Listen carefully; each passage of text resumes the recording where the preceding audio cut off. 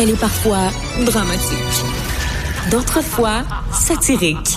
Mais chose certaine, elle ne joue jamais la comédie. Sophie Durocher.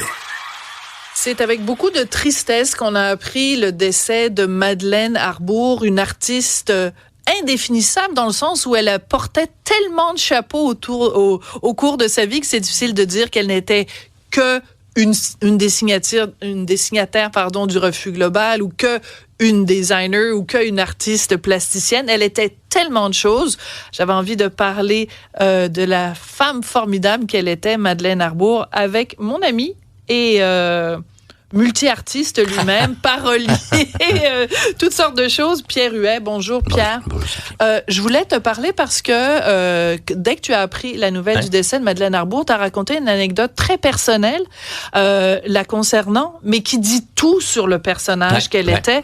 Alors, pour le bénéfice de nos auditeurs, raconte-nous tes premiers contacts avec elle. Oui, c'est parce que parmi toutes ces facettes que j'ai, je suis dessinateur. Donc, j'étais un enfant prodige du dessin et je me suis retrouvé à la télé un jour avec mon idole Normand Hudon et tout ça, Jacques Normand. Et elle m'a aperçu et ça a fait que j'ai commencé à collaborer à la boîte à surprise. Je suis allé une trentaine de fois dans le bloc chez Madeleine. Alors, Madeleine recevait des jeunes, je devais avoir 12 ans, 11 ans, je sais pas quoi, et on allait dessiner ou fabriquer des voiliers faits avec un peu de dog, comme je racontais.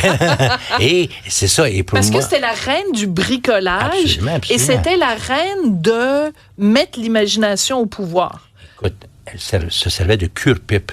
Un cure-pipe, c'était aussi rare que moi que des souliers de pape, tu vois.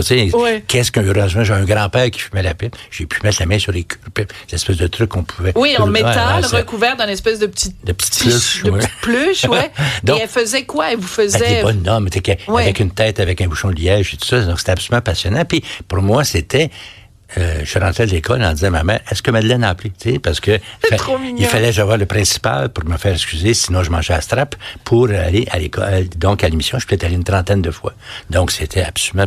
Et un truc que je raconte pas ce matin, c'est que d'abord, j'avais un cachet qui était plus gros que ce que mon père gagnait une semaine à Canadair où il travaillait. Ça. Attends, c'est tellement touchant, ça. Et donc, ton père gagnait modestement sa vie, donc il travaillait pour Canadair. Ouais. Et toi, à 11 ans, tu ramenais un cachet de la télé, la boîte à surprise. Ouais. Donc, Madeleine Arbour t'a rendu riche à 11 ans. Et le détail magnifique, c'est que c'est imaginable aujourd'hui. À la fin de l'émission, on nous amenait dans un local qui me semblait grand comme le Forum, rempli de jouets. Puis on nous disait, choisis-en 2.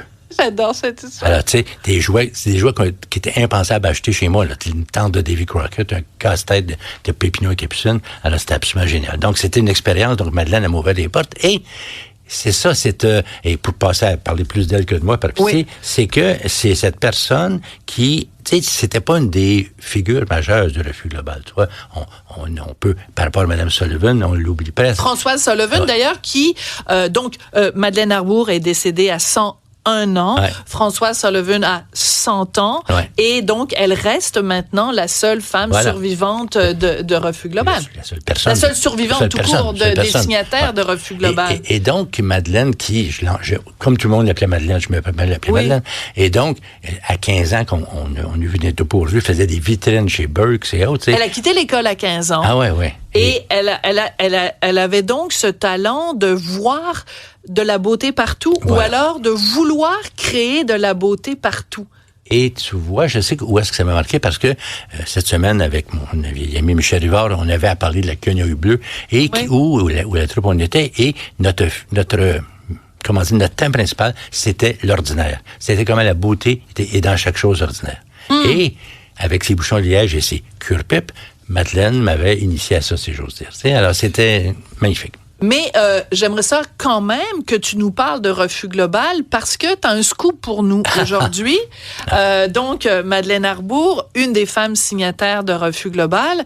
Et toi, tu t'es intéressé à Refus Global parce que tu travailles sur un projet là-dessus. Oui, parce que je me suis décidé, parce que j'étais un peu tanné de faire des chansons pour un ici. Beau dommage, entre autres. 23 décembre, que vous allez tous chanter ces genres-ci. Oui, je vous surveille. T'es pas tanné qu'on chante 23 décembre quand même. Mais j'avais le goût. Donc, c'était peurant comme temps que ce soit mon chant du cygne de faire quelque chose d'un peu plus gros qu'une tonne ici et là. Donc, je me suis rendu compte comment les gens du Refuge Global, c'était des monstres sacrés, des personnages forts, Bordua, puis Riopelle, puis Gauvreau. Et alors, j'ai commencé à travailler tranquillement une comédie musicale basée sur le Refuge Global. Alors, vous l'aurez appris ici, en primeur, à Cube. C'est pour ça qu'il faut que vous écoutiez Cube, parce que vous en apprenez des vertes et des pommures. Ben, félicitations pour ce projet-là. Merci, mon cher. Te connaissant, ça va être absolument extraordinaire. Et une pensée pour évidemment, les proches de Madeleine Arbour. Une pensée pour Françoise Sullivan, qui est chère à notre cœur. Mais une pensée aussi pour tous les petits-enfants qui ont regardé la boîte à surprise ou tous les gens qui ont côtoyé Madeleine Arbour. Je l'avais reçue, moi, au Chouette Sophie, et je me souviens d'elle comme une gourmande de la beauté. Ouais. C'est quelqu'un qui trouvait de la beauté en toutes choses, et c'est important, peut-être qu'on peut s'inspirer de Madeleine Arbour tous les jours. N'est-ce pas? Merci beaucoup, Pierre Huet, et bonne chance avec ta comédie musicale Refuge Global. J'ai assez hâte de danser là-dessus.